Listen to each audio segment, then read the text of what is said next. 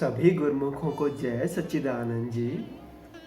आज का यह वीडियो जिज्ञासु सीरीज का दूसरा वीडियो है। एक भक्त के मन में जितनी भी जिज्ञासाएं उत्पन्न हो सकती हैं या होती हैं, उन सभी के उत्तर हम संत महापुरुषों से जानकर उनको समझने का प्रयास करेंगे। पहली जिज्ञासा, मैं का अभिमान। जब ये अभिमान हो जाए कि ये मैंने किया है। हम जब कोई कार्रवाई करते हैं तो माया हमारे अंदर ये अभिमान पैदा कर देती है कि ये मैंने किया, ये मेरी वजह से हुआ। कई बार हम इतने काबिल नहीं होते, लेकिन महापुरुषों की दया इतनी अपार होती है कि हमको उस काबिल बना देती है। किसी काम के थे नहीं, कोई न लेता छाँव, सद्गुरु की कृपा भई, पूजन लागे पाँव। लेकिन कई बार सेवक ये मान बैठता है कि मेरे पे जो सद्गुरु की कृपा हुई है वो मेरे अपने सामर्थ्य से हुई है। अगर मैं दिल से लगन से सेवा ना करता तो गुरुमई थोड़ी मेरे पे कृपा करने वाले थे। मैंने सेवा की, मैंने पुरुषार्थ किया, इसलिए गुरुमय कृपा मेरे पे हुई है। वो ये भूल जाता है कि करण करावन आपो आप, मानुष के कछु नाई हाथ। हमारी तरफ से जो भी होता है वो केवल और केवल हमारे महापुरुषों की कृपा और दया का प्रभाव है। एक बार एक साधक तपस्या कर रहा था, उसने बड़ी कठिन साधना की। उसकी साधना से खुश होकर भगवान प्रकट हो गए और उसको कहा कि प्रेमी मांग, क्या वर मांगता है। तो साधक ने विनय की, प्रभु मुझे कोई वर नहीं चाहिए, मुझे तो आप मेरी तपस्या का, मेरी साधना का फल दे दो। तो भगवान को उस पर तरस आया और उसको फिर समझाया कि प्रेमी, साधना का कोई फल नहीं होता, उसका तो आशीर्वाद होता है, उसकी तो कृपा होती है। तू मान, तुझे क्या चाहिए, किस साधना पूर्ति के लिए तूने ये यज्ञ किया, ये तपस्या की, हम तुझे उसके अनुरूप ही वरदान देंगे। लेकिन वो साधक अड़ गया और कहने लगा, नहीं महाराज, मुझे तो मेरी तपस्या का फल ही चाहिए।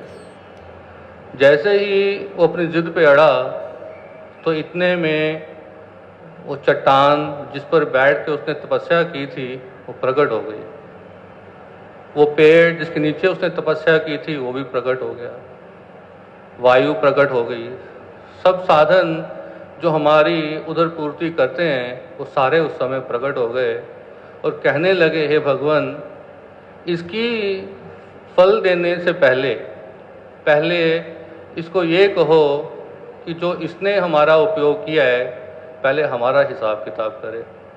कहते हैं कृपा बरसे तो अनंत है, लेकिन हम कृपा का हिसाब किताब लेने बैठ जाएं तो हिसाब तो फिर पाई पाई का होता है। जब उसने देखा कि इतने सारे देवी देवता मेरे समक्ष खड़े हो गए और अपनी कृपाओं का फल मांग रहे हैं तो घबरा गया और महापुरुषों के चरणों में, भगवान जी के चरणों में दंडवत कर दी कि हे प्रभु, मेरे से बड़ी गलती हुई, आप मेरी गलती को क्षमा करें।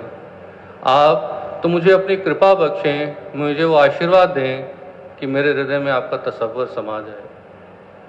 तो आम साधारण व्यवहार में भी आम मनुष्य से, साधक से, सेवक से यही चूक हो जाती है कि वो ये समझ बैठता है कि मेरे को जो भी साधन मिले हैं, जो भी मेरे पे कृपा हुई है, वो मेरी समझ से हुई है, मेरे पुरुषार्थ से हुई है, मेरे तपोबल से हुई है।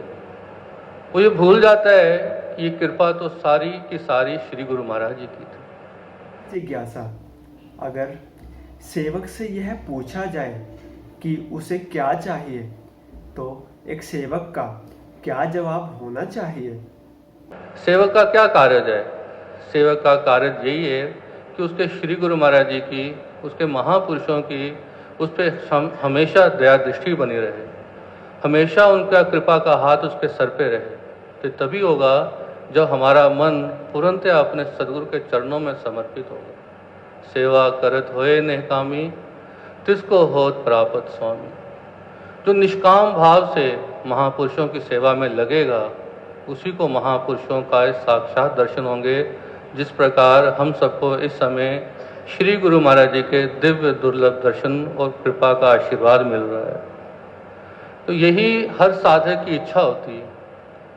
इसलिए हमें अगर इस माया की चाल से बचना है, तो हमें चाहिए कि हम महापुरुषों के बताए हुए मार्ग पर चलें। हमारा मन इतना कमज़ोर, इतना चंचल और इतना अशांत क्यों रहता है? ये मन निर्बल इसीलिए है कि उसको नाम के सिमरन की लत नहीं लगी। जिस दिन नाम के सिमरन की लत लग जाएगी, जिस दिन नाम जपना शुरू कर देंगे, तो मन की सारी निर्बलता दूर हो जाएगी। जिसको नाम का रस आ जाता है, जिसको महापुरुषों की कृपा में आनंद आ जाता है, फिर वो संसार की तरफ मुख नहीं करता। हम गुरुमुखी इसीलिए कहलाते हैं कि हमारा मुख श्री गुरु महाराज जी की तरफ है। और अगर हमारा मुख श्री गुरु महाराज की तरफ हो गया है, तो हम कभी भी ये गलती ना करें कि हमारा मुख श्री गुरु महाराज से हटे और हम दोबारा संसार की तरफ चले जाएं। श्री गुरु महाराज जी के चरणों में यही विनय है, यही अरदास है कि हम श्री गुरु महाराज चरणों में आए हैं। श्री गुरु महाराज चरणों में हमारी तोड़ निभ जाए और सदा सदा हमेशा हमारे महापुरुषों की इसी प्रकार हम पे कृपा बनी रहे और हम पावन श्री चरणों की सेवा करते हुए अपने महापुरुषों की कृपा और प्रसन्नता के पात्र बने। ऐसे महान संत महापुरुष महात्मा जी को कोटि कोटि नमस्कार और कोटि कोटि प्रणाम। बहुत बहुत धन्यवाद हमारी जिज्ञासाएं दूर करने के लिए। जय सच्चिदानंद जी। जय सच्चिदानंद जी। हम आनंदपुर धारा SSGN के माध्यम से श्री आनंदपुर दरबार के सत्संग, स्वामी जी के प्रवचन, भजन, संतों की वाणी सभी गुरुमुख प्रेमियों तक पहुंचाना चाहते हैं, ताकि आप सभी गुरुमुख डेली सत्संग और भजन का पूरा लाभ ले सकें। और इसके साथ ही आप संतों की वाणी अपने हर गुरुमुख साथी, गुरुमुख प्रेमी के साथ शेयर कर दें, ताकि सभी आनंदपुर रूपी डोर के साथ जुड़े रहें। बोलो जयकारा बोल मेरे श्री गुरु महाराज की जय।